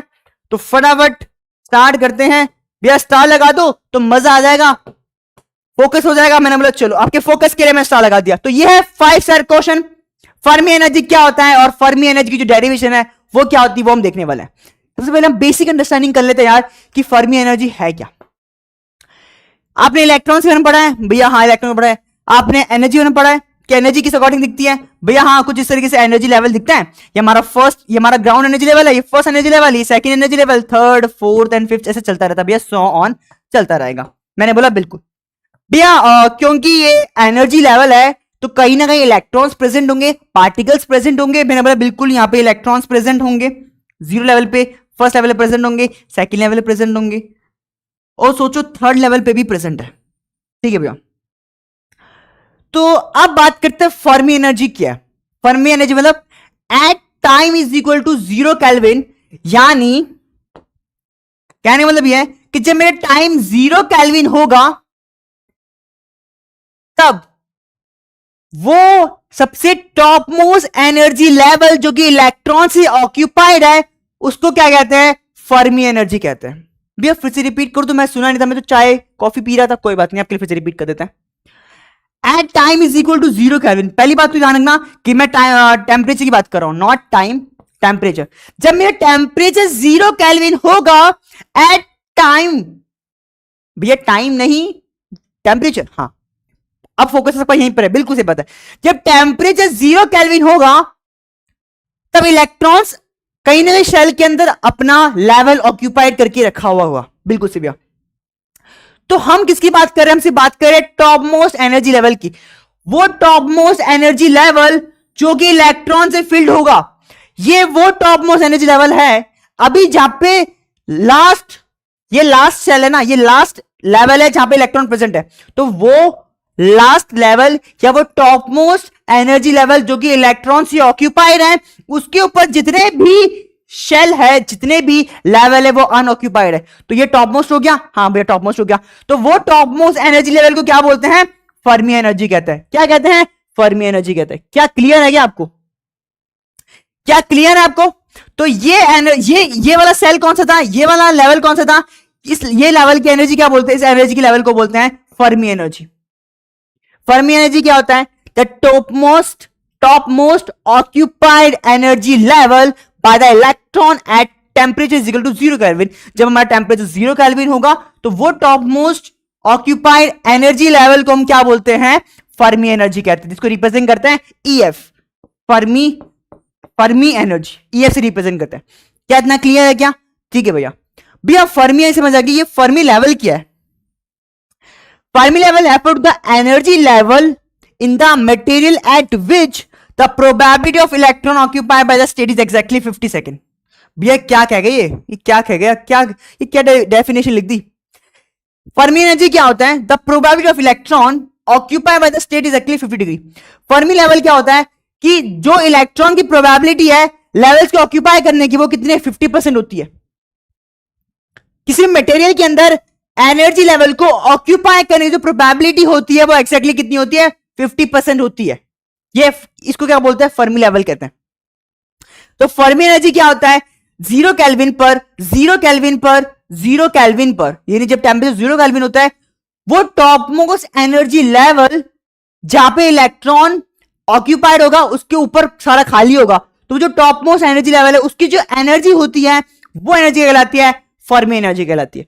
क्या वो फीलिंग आई क्या फर्मी एनर्जी होती क्या है भैया, ये तो समझ आ गया फर्मी एनर्जी होती क्या है। ठीक है भैया, तो हम क्या पढ़ने वाले हैं, वो जो फर्मी एनर्जी है उस फर्मी एनर्जी की डेरिवेशन पढ़ने वाले हैं, डेरिवेशन देखने वाले हैं भैया, इंपॉर्टेंट है। तो मैंने आपको स्टार्टिंग में बोल दिया था यार 7 स्टार लगा दो या 10 स्टार ले लो, ये ऐसा क्वेश्चन है हर साल हर बार हर एक एंड टर्म मिड टर्म कितने टाइम्स रिपीट हुआ है। आईपी में कुछ ऐसे टॉपिक्स होते हैं, कुछ डेरिवेशन होती है जो ये बार बार रिपीट करता है बच्चों को मार्क्स देने के लिए। बेटा तुम मार्क्स ले लो, बस तो हमसे मार्क्स ले लो, तुम अपनी 9+ सीरीज स्कोर करो। तो ये कैसा टॉपिक है, बहुत ज्यादा इंपॉर्टेंट टॉपिक है। इतने स्टार लगा दिए तो आई होप इतना तो आपको समझ आ गया होगा कि कितना इंपॉर्टेंट टॉपिक है। ठीक है, तो स्टार्ट करते हैं इस इंपॉर्टेंट डेरिवेशन को। सबसे पहले हम बेसिक अंडरस्टैंडिंग करेंगे, कि जब हम बात करते हैं फर्मी एनर्जी के बारे में तो हम स्टार्ट करेंगे फर्मी डायरेक्ट डिस्ट्रीब्यूशन लॉ। हमने सबसे पहली वीडियो स्टार्ट करी थी इस यूनिट की तो हमने 3 स्टैटिस्टिक्स देखे थे, मैक्सवेल और बोसॉन और फर्मियंस, यानी फर्मी डायरेक्ट स्टैटिस्टिक्स।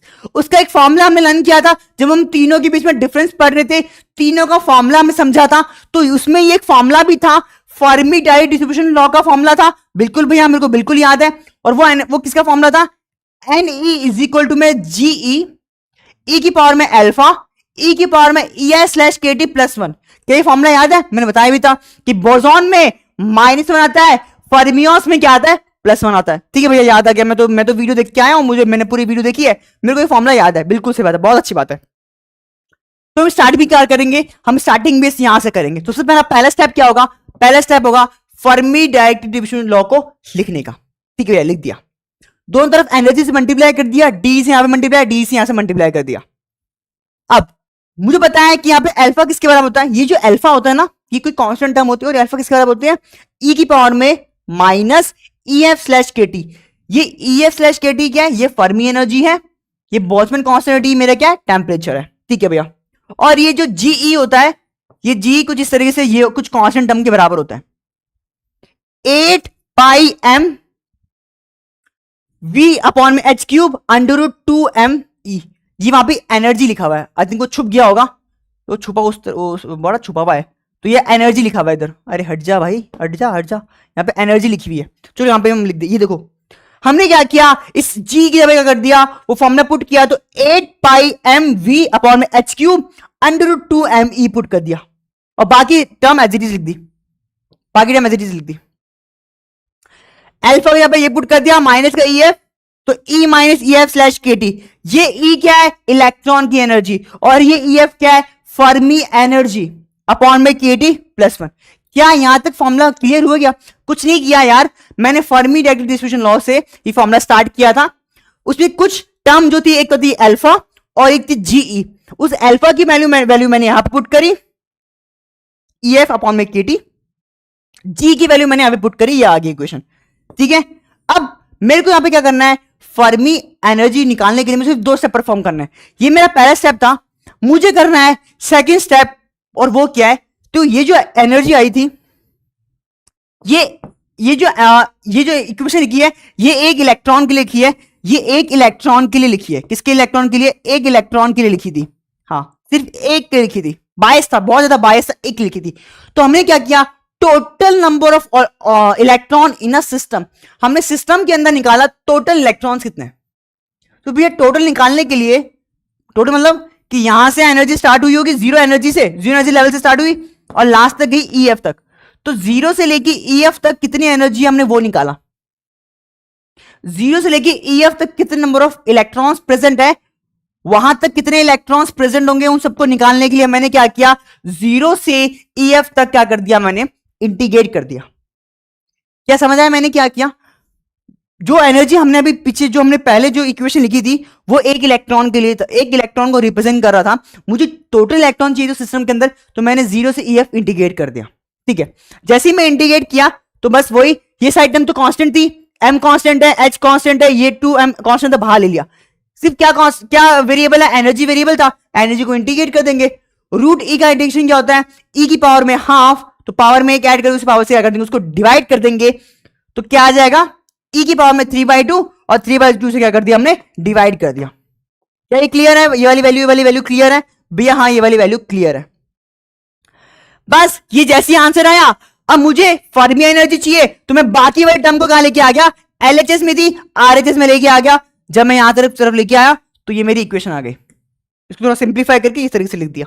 ये मेरा क्या है, that is my Fermi energy h²/2m, bracket में गया 3/8π n/में v क्या हमारा वॉल्यूम को रिप्रेजेंट कर रहा है, ये वॉल्यूम को रिप्रेजेंट कर रहा है पावर 2/3। क्या इतना क्लियर है क्या? बहुत इजी है, देखो 2 स्टेप की है, ये पहला पेज, ये दूसरा पेज, और डेरिवेशन खत्म है। लेकिन एग्जाम में बहुत बार रिपीट हुए, 5 स्टार क्वेश्चन है। तो हमने स्टार्ट कहां से किया ब्रो, हमने ब्रो बिल्कुल यार, भाई की बात है। तो हमने स्टार्ट किया फर्मी डायरेक्ट डिस्ट्रीब्यूशन लॉ से, वहां से हमने फॉर्मूला लिखा, उस फॉर्मूले में अल्फा और क्या था, जी था, उसकी वैल्यू हमने पुट कर दी। पुट करने के बाद वो था एक इलेक्ट्रॉन के बारे में था, हमें टोटल इलेक्ट्रॉन निकाले उस सिस्टम के अंदर, उस एनर्जी लेवल के अंदर टोटल इलेक्ट्रॉन्स निकालने के लिए हमने क्या करिया, जीरो से, यानी जीरो एनर्जी से लेके उस particular top most energy level यानी ईएफ तक हमने इंटीग्रेट किया। जैसे मैं इंटीग्रेट करूंगा तो मुझे पता है बाकी सारे टर्म कांस्टेंट थे, उसको मैंने बाहर ले लिया, मेरा बचा अंडर रूट ईएफ। तो जैसे ही मैं ईएफ को बाहर लिया, इंटीग्रेशन किया, पावर में एक ऐड किया 3/2 और 3/2 से डिवाइड करके यहां तक आ गया। एनर्जी को यहां रखा, बाकी सारे टर्म को यहां पे लेके आया, सॉल्व करने के बाद आया h²/2m 3/8π n/v की पावर 2/3। ये क्या है, ये है हमारी फर्मी एनर्जी, ठीक है। और टॉकिंग अबाउट इसकी इंपॉर्टेंस, तो इसकी डेरिवेशन भी आती है, उससे बेस्ड न्यूमेरिकल्स भी देखे गए हैं, बिकॉज मैंने बोला ना, मैं प्रॉपर आपके लिए स्ट्रेटेजी बना के लाया हूं। हमारी जो पूरी टीम है यार, वो आपके ऊपर पूरा फोकस करती है ताकि आपको कोई भी प्रॉब्लम क्रिएट हो ही ना यार। सारे पेपर एनालाइज करते हैं, इंपॉर्टेंट टॉपिक देखते हैं, पीवाईक्यूज देखते हैं, कौन से टॉपिक कितनी बार, कितने साल, हर बार रिपीट हुआ, वो सारे हम एनालाइज करके लेके आते हैं, ताकि आपको कहीं पे जाने की जरूरत ना पड़े। इसी चैनल पे वन शॉट इंजीनियरिंग पे आपको इंपॉर्टेंट टॉपिक मिल जाए, इंपॉर्टेंट क्वेश्चन मिल जाए, उसकी प्रॉपर डेरिवेशन भी मिल जाए, इजी एक्सप्लेनेशन मिल जाए, ताकि आप 9+ इजी भी स्कोर कर पाओ। हमारा मेन एम ये है कि हम हार्डवर्क कर रहे हैं, आपको स्मार्ट वर्क करना है, जो हम चीज बोले बस आपको वो चीज फोकस करनी है, ठीक है। तो ज्यादा हड़बड़ी नहीं मचानी है यार, एकदम चिल रहना है, ठीक है। लास्ट अब हम पढ़ने वाले हैं न्यूमेरिकल्स। अब न्यूमेरिकल्स हैं, 3 वैरायटी करवाऊंगा, और तीनों की वैरायटी में से बाहर क्वेश्चन आने वाला नहीं है, तीनों वैरायटी में से कोई एक वैरायटी एग्जाम में आएगी। भैया इतना कॉन्फिडेंस, मैंने बोला बिल्कुल यार, अभी इतना बड़ा लेक्चर दिया था, स्किप कर दिया क्या? नहीं यार, ऐसे स्किप मत करो यार, ऐसे चलेगा थोड़ी। तो अब हम पढ़ने वाले हैं सबसे पहले टाइप 1। जब न्यूमेरिकल आता है तो फर्मी एनर्जी के बारे में बात करते हैं। तो फर्मी एनर्जी पे 3 फॉर्मूले, भैया एक ही फॉर्मूला पढ़ा था, एक प्रोबेबिलिटी वाला होता है।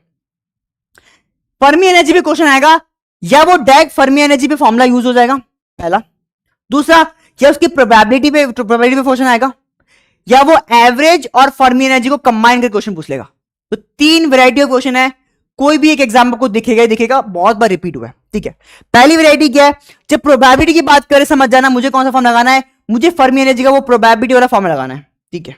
क्या चेंज कर लेते हैं, इन्होंने क्वेश्चन क्या लिखे मैंने, क्वेश्चन को रीड कर लेते हैं अच्छे से। At what temperature expected 10% probability that electron in the metal, तो मुझे प्रोबेबिलिटी कितनी गिवन है, 10% गिवन है, will have energy which is 1% above the Fermi energy, और जो इलेक्ट्रॉन की एनर्जी है वो क्या अबव 1% है फर्मी एनर्जी के, 1% अबव ईएफ।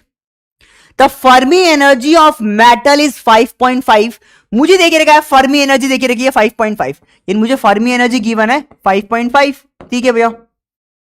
और ये 2024 20 ये क्या है 14 में लिखा हुआ है, कहीं ना कहीं 16 19 21 22 24 में भी बहुत बार रिपीट हुआ है। तो ये तो मैं एक बोल रहा हूं कि हाँ ये तो रिपीट हुआ है, और समय में भी रिपीट हुआ है।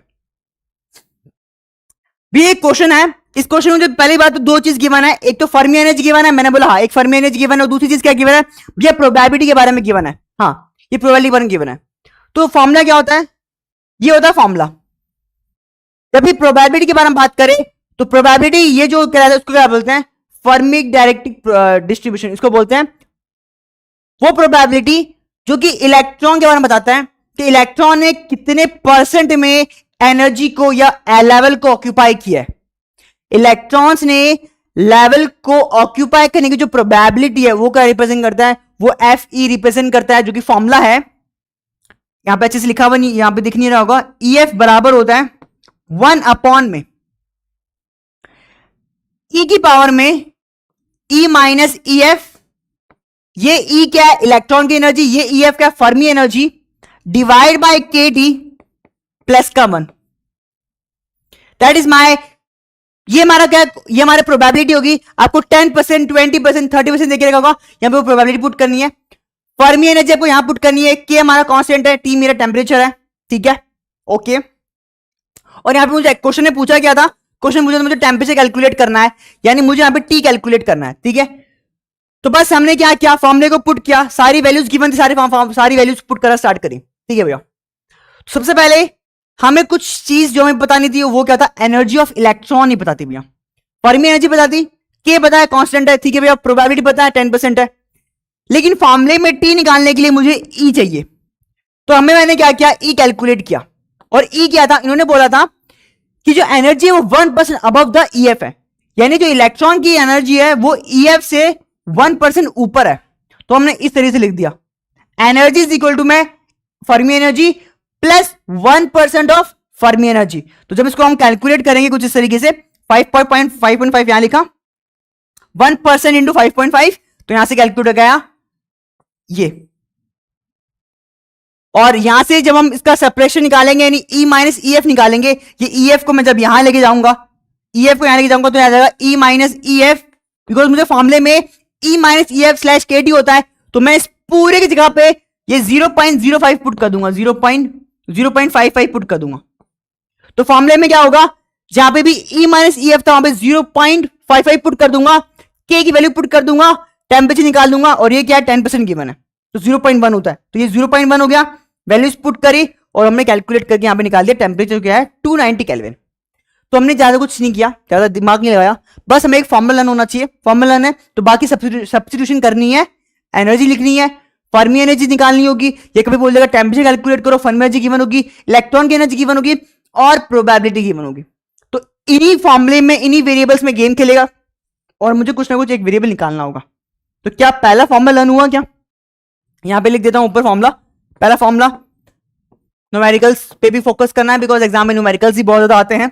तो 1 में ई की पावर में E minus E F slash K T plus 1, ठीक है, क्लियर इतना, ठीक है।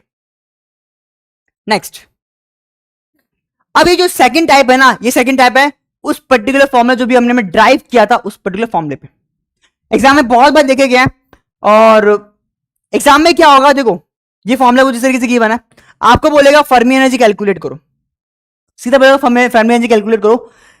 वेरिएबल क्या है यार, एच क्या होता है, प्लैंक कांस्टेंट, जिसकी वैल्यू मुझे पता होती है। ये एम क्या है, मास ऑफ इलेक्ट्रॉन, जो कि 9.1 10⁻31 kg होता है, भैया ये भी मुझे पता होता है। गेम का खेलता है, गेम खेलता है एन अपॉन में V, that is my density. तो हमें क्या होगा, क्वेश्चन में क्या देखे रखा हुआ, ये तो उन्होंने देखे रखा हुआ है, यहां पे मोस्ट ऑफ टाइम जो होगा वो मटेरियल की डेंसिटी गिवन होगी, आपको जो भी मटेरियल उन्होंने यूज किया होगा उस मटेरियल की डेंसिटी देके रखी हुई होगी। यहां पे कॉपर यूज किया है तो उन्होंने कॉपर की डेंसिटी देके रखी हुई है, लेकिन जो डेंसिटी गिवन होगी, एग्जाम में ध्यान रखना आपको डेंसिटी गिवन होगी, तो डेंसिटी याद रखना, मार्क कर लेना, डेंसिटी कुछ भी गिवन हो, जो उसका यूनिट है वो इलेक्ट्रॉन मीटर में होनी चाहिए, इलेक्ट्रॉन पर मीटर क्यूब में होना चाहिए। इलेक्ट्रॉन पर मीटर क्यूब में यदि डेंसिटी गिवन है तो क्या करना, एन अपॉन में वी की जगह पे वो जो भी डेंसिटी गिवन थी इलेक्ट्रॉन पर मीटर क्यूब में वो डायरेक्ट पुट कर देना क्वेश्चन के अंदर, और फिर सिर्फ सॉल्व करना होगा, 2 से मल्टीप्लाई कर देना, a से मल्टीप्लाई कर, बस सिंप्लीफिकेशन करना है, दैट्स इट, ठीक है भैया। तो भैया ये बात तो मुझे क्लियर हो गया कि इलेक्ट्रॉन पर मीटर क्यूब गिवन है तो ये है, लेकिन भैया यहां पे केजी पर मीटर क्यूब गिवन है। मैंने बोला हाँ, बस यही गेम खेलता है, फॉर्मूले में कुछ और दम नहीं है, फॉर्मूले में कुछ और दम नहीं है, वो फर्मी एनर्जी कैलकुलेट करनी बोलेगा। जैसे यहां पे उन्होंने बोला है कि मुझे फर्मी एनर्जी कैलकुलेट करो कॉपर की, तो जो मुझे फर्मी एनर्जी कैलकुलेट करनी है तो मेरे को क्या वेरिएबल होगा, मुझे सिर्फ डेंसिटी पता होगी क्वेश्चन के अंदर, डेंसिटी देख के तो रखी उन्होंने, लेकिन केजी पर मीटर क्यूब में गिवन है, इलेक्ट्रॉन में देता सीधा फॉर्मूला में पुट करता, और सर फिर तो कैलकुलेटर, हाँ कैलकुलेटर यूज करता, दैट्स इट। अच्छा, इसको कन्वर्ट कैसे करना है अब ये देख लो। जब केजी पर मीटर क्यूब में हो तो मुझे पता है इन्होंने देखे रखा है 1 यूनिट 1 AU देके रखा हुआ है, एन अपॉन में वी होता है एटम्स पर मीटर क्यूब होता है, ठीक है, एटम पर मीटर क्यूब होता है, ओ सॉरी एटम, ओहो एटम पर मीटर क्यूब होता है। तो मैंने क्या किया, ऊपर मास से मल्टीप्लाई किया, नीचे मास से डिवाइड किया, ऊपर मास से मल्टीप्लाई नीचे मास से डिवाइड किया। मास यानी मास क्या होता है केजी में, तो मास डिवाइड बाय वॉल्यूम, ये मीटर क्यूब होता है volume, mass divide by volume क्या होता है भैया, मास डिवाइड बाय वॉल्यूम होता है डेंसिटी। तो मैंने यहां पे क्या पुट कर दिया, डेंसिटी की वैल्यू पुट कर दी। मास अपॉन में वॉल्यूम क्या होता है डेंसिटी, तो मैंने ऊपर मास से मल्टीप्लाई मास से डिवाइड किया, और मास अपॉन में मीटर क्यूब को मैंने लिखा ये डेंसिटी होती है, यहां पे मैंने डेंसिटी वैल्यू पुट कर दी। मास पर एटम, एक एटम का मास, तो हमने क्या लिखा 63.54 जो कि 1 AU देके रखा हुआ है, और उन्हें देके रखा हुआ है कि n by energy density n by V, और 1 U देके रखा हुआ है। तो ये 63.5 को मल्टीप्लाई किया 63.5 को मल्टीप्लाई किया U से, और एक U किसके बराबर गिवन था 1.66 से, तो 63.54 इंटू U क्या पुट किया 1.6 के बाद -27, जो ऐसे पुट करूंगा और सॉल्व करेंगे तो मुझे क्या मिलेगा, अपनी फाइनल डेंसिटी मिलेगी जो मुझे चाहिए एग्जाम के अंदर, जो मुझे क्या चाहिए फॉर्मूले के अंदर। तो बस क्या क्या क्या करना है आपको, मास से मल्टीप्लाई करना है, मास से मल्टीप्लाई करना है, मास से डिवाइड करना है, यहां पे आएगी डेंसिटी, एग्जाम में हमेशा करके यहां पे आएगी डेंसिटी। डिवाइड किसे करना है, डिवाइड करना है, यदि एग्जाम में ना भी दे तो क्या आएगा 63.5 इंटू एक यू से मल्टीप्लाई करना है, यानी 1.6 10 के माइनस 27 से मल्टीप्लाई कर देना। इसको जब सॉल्व करोगे आपको क्या मिल जाएगा, डेंसिटी मिल जाएगी। बस फॉर्मूले में क्या करना है, एन अपॉन में वी क्या कर देना, वो डेंसिटी पुट कर देना, क्या कर देना, वो डेंसिटी पुट कर देना, 2/3 इसका निकाल देना। बस इसको कैलकुलेट करके हम जब निकालेंगे तो कितना आएगा 7.04 electron volt, that is my Fermi energy. Joule में आई थी, तो जूल में एनर्जी नहीं चाहिए हमें, इलेक्ट्रॉन वोल्ट में चाहिए, तो हमने इलेक्ट्रॉन वोल्ट में कन्वर्ट कर दिया। ठीक है, तो ये क्या क्लियर होता है कि आपको एग्जाम में ज्यादा डिफिकल्ट नहीं है, सिर्फ आपको 3 फॉर्मूले लर्न करना है, 2 फॉर्मूले हैं, इसमें तो कुछ नहीं है कि एवरेज एनर्जी, और यदि आपको ये बोलते हैं कि एवरेज एनर्जी और फर्मी एनर्जी के बीच में रिलेशन निकालो, कि फर्मी एनर्जी निकालो, और अच्छा फर्मी एनर्जी गिवन है, सिल्वर की गिवन है, और बोलो एवरेज एनर्जी निकालो, ये फॉर्मूला होता है। एवरेज एनर्जी किसके बराबर होता है, एवरेज एनर्जी बराबर होता है 3/5 फर्मी एनर्जी के। बताओ इतना सा फॉर्मूला है, फर्मी एनर्जी गिवन है, एवरेज एनर्जी निकाल दो, एवरेज एनर्जी निकालना होगा, ये एवरेज एनर्जी गिवन होगा, फर्मी एनर्जी कैलकुलेट करना होगा, तो 3/5 इंटू EF। क्या इतना समझ आ गया भैया, बस इतना ही प्रॉब्लम था क्या, बिल्कुल मैंने बोला इससे ज्यादा गेम खेल नहीं सकता, और ज्यादा ही खेल दिया उसने, जैसे उसने 2024 में खेल दिया था एंड टर्म में, ये लास्ट वाला दे दिया, तो मैं ये वाला भी लेके आ गया। आपको क्या बोलेगा, फर्मी टेम्परेचर कैलकुलेट करो। अच्छा फर्मी टेम्परेचर कैलकुलेट करो और फर्मी एनर्जी दे दे, तो यार EF किसके बराबर होता है, EF बराबर होता है T फर्मी टेम्परेचर के इंटू बोल्ट्जमैन कांस्टेंट के। बताओ 2 मार्क्स के अंदर 24 के एंड टर्म में 2 मार्क्स में आया था, आई थिंक चॉइस में आया था, और बच्चे मैक्सिमम बच्चे इसको छोड़ के गए थे, मैक्सिमम से मैक्सिमम बच्चे इसको छोड़ के, बिकॉज ये फॉर्मूला ही नहीं पता था यार कि जब मुझे फर्मी टेम्परेचर निकालना हो और फर्मी एनर्जी दे दे, तो ये छोटू सा फॉर्मूला है, EF बराबर होता है टेम्परेचर यानी Fermi temperature into Boltzmann constant. इतना छोटे से फॉर्मूला था, बच्चे छोड़ के गए थे। भैया आपने भी छोड़ दिया भाई, चॉइस में क्वेश्चन था तो मैंने वो कर लिया था, मैं यार कौन कर रहा डिफिकल्ट क्वेश्चन, जबकि डिफिकल्ट था नहीं, लिटरली मैं बता रहा हूं, बच्चे छोड़ के गए थे इसको। तो मैं बोल रहा हूं ना, दिखने में चीजें इजी लग रही है ब्रो, मैं जितनी वैरायटी हो सकती है मैं सारी ट्राई करी, मैं जितने वैरायटी हो सकती है ना, आपको इससे बाहर दिखने को मिलेगा ही नहीं यार, इससे बाहर देखने को मिलेगा ही नहीं। तभी तो मैं बोल रहा हूं यार, वन शॉट इंजीनियरिंग ऐसा चैनल है जहां पे आपको हर एक चीज बहुत अच्छे से प्रोवाइड कर रहा है यार। हमारी पूरी टीम प्रॉपर रिसर्च करके आती है, कौन सा एग्जाम कौन सा टॉपिक कितनी बार रिपीट हुआ एग्जाम के अंदर, मिड टर्म एंड टर्म के अंदर, हम वो ट्राई करते हैं कि हर एक टॉपिक उसकी जितनी वैरायटी बन सकती है हम अपने चैनल पे प्रोवाइड करते हैं। ठीक है, तो हम ये ट्राई करते हैं कि हम हर एक चीज आपको प्रोवाइड करें, बेसिक से एडवांस प्रोवाइड करें, कोई भी आपको डिफिकल्टी फेस हो ही ना, भले वो डिफिकल्ट डेरिवेशन हो, लेकिन हम इसको इतने इजी तरीके से बताते हैं, मीम्स की तरह बताता हूं मैं, ताकि आपको वो चीजें भी बहुत ज्यादा अच्छी लगे। बिकॉज लोगों को मीम्स पसंद है, तो मैं चलो यार मैं फिजिक्स में मीम ही लेके आ जाता हूं। जिसको मीम्स पसंद होगा उसको फिजिक्स पसंद होगा। तो मैंने ट्राई किया है कि फिजिक्स को मीम से रिलेट करके, आई होप आपने वो वीडियोस देखी होगी फर्स्ट यूनिट की, जिससे मैंने कितने बहुत इसी तरीके से ट्राई किया है कि जो बच्चों को डिफिकल्ट लगता है वो यूनिट बच्चे छोड़ देते हैं, मैंने ट्राई किया उसको रिलेट करते हुए पढ़ाते हुए, ताकि आपको वो रिलेट करके आपको वो मजा आए, फिजिक्स से बोर ना हो, फिजिक्स समझ आए और 9+ सीजीपी स्कोर कर पाओ। एंड टर्म के अंदर 60 मार्क्स लेके आओ और मिड टर्म के अंदर 40 मार्क्स, यानी पूरे 100 में से 100 चाहिए। मैं 95 से कम से बात नहीं करता। जब मैं भी अपनी स्ट्रेटेजी फॉलो करता हूं तो मैं चाहता हूं कि आप भी वो स्ट्रेटेजी फॉलो करो। 95 से कम सोचना ही नहीं है, बेस्ट सोचना है, बेस्ट ड्रीम रखना है। तो तब तक के लिए good bye, good luck. Next video में नेक्स्ट यूनिट कंप्लीट करेंगे और ऐसे करते करते सारी यूनिट्स कंप्लीट कर देंगे इस पर्टिकुलर चैनल पे। आपको कहीं और जाने की जरूरत नहीं पड़ेगी। अपने फ्रेंड्स के साथ वीडियो को शेयर करो, लाइक करो, सब्सक्राइब करो। किसी दूसरे कॉलेज में है तो उन कॉलेज में पहुंचाओ।